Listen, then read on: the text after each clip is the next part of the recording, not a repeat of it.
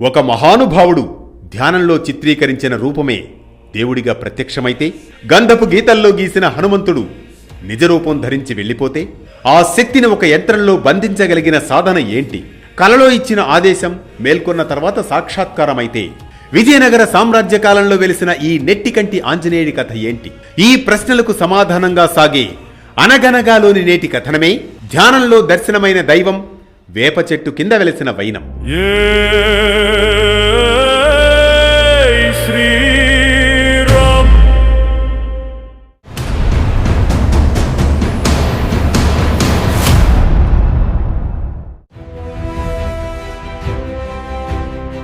అనగనగా విజయనగర సామ్రాజ్యం వైభవంగా వెలుగొందుతున్న కాలమది 1521వ సంవత్సరం. తుంగభద్రా నదీ తీరంలో ఒక మహానుభావుడు నిశ్చల ధ్యానంలో లీనమై ఉన్నాడు.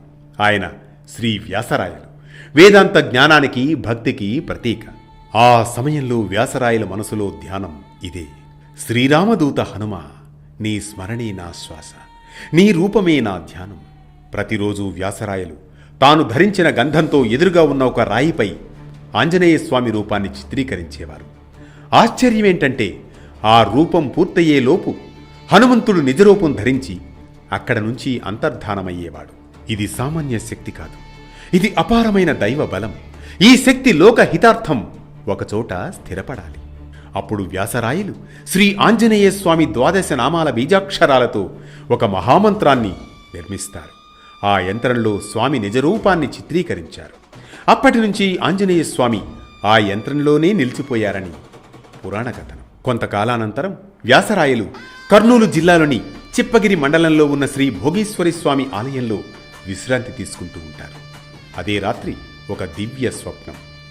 వ్యాసరాయ, నీవు దక్షిణ దిశగా వెళ్ళు. అక్కడ ఒక ఎండిన వేప చెట్టు కనిపిస్తుంది. నీవు దాని దగ్గరకు వెళ్ళగానే అది చివురిస్తుంది. అక్కడే నేను ఉంటాను. నాకు ఆలయం కట్టించు అని ఆదేశమిస్తారు ఆంజనేయ స్వామి. మరుసటి రోజు ఉదయం వ్యాసరాయలు దక్షిణ దిశగా ప్రయాణించారు. నిజంగా ఒక ఎండిపోయిన వేప చెట్టు కనిపిస్తుంది. వ్యాసరాయలు చెట్టు దగ్గరకు చేరగానే అద్భుతం! ఆ చెట్టు పచ్చగా చివురించింది, కళకళ్లాడింది. ఆహా, ఇదే నా స్వామి సంకేతం అంటూ ఆశ్చర్యం పొందుతారు వ్యాసరాయలు. చెట్టు కింద తవ్వగా సాక్షాత్తు ఆంజనేయ స్వామి విగ్రహం దర్శనమిస్తుంది. వ్యాసరాయలు ఆ విగ్రహాన్ని భక్తి శ్రద్ధలతో ప్రతిష్ఠించి అక్కడ ఆలయాన్ని నిర్మించారు.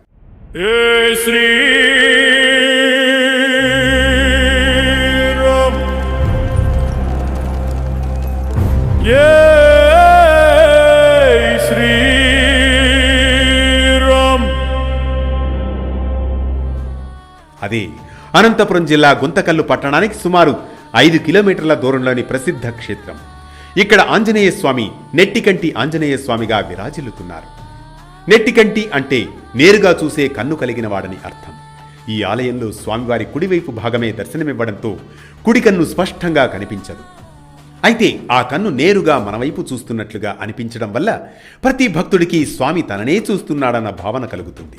అందుకే స్వామివారికి నెట్టికంటి అనే నామం కలుగుతుంది. అలాగే కసాపురం గ్రామ పరిధిలో ఈ ఆలయం ఉండడంతో కసాపురం ఆంజనేయ స్వామిగా కూడా ప్రసిద్ధి. ఇది ధ్యానంలో దర్శనమైన దైవం, వేప చెట్టు కింద వెలిసిన వైనం.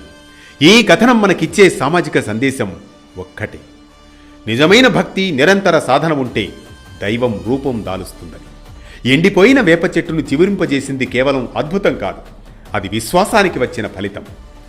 ప్రతినిత్యం ఓ పురాణ కథనం, సూటిగా, స్ఫూర్తిమంతంగా, సామాజిక సందేశంగా, ధర్మం చెప్పే కథల సవ్వడి, జ్ఞానం చెలరేగే కథన ఒరవడి. అనగనగా అంటూ మళ్లీ రేపు పలకరిస్తుంది ఆరుబయట వెన్నెల్లో జోకొట్టే కథల్లా వేటు న్యూస్.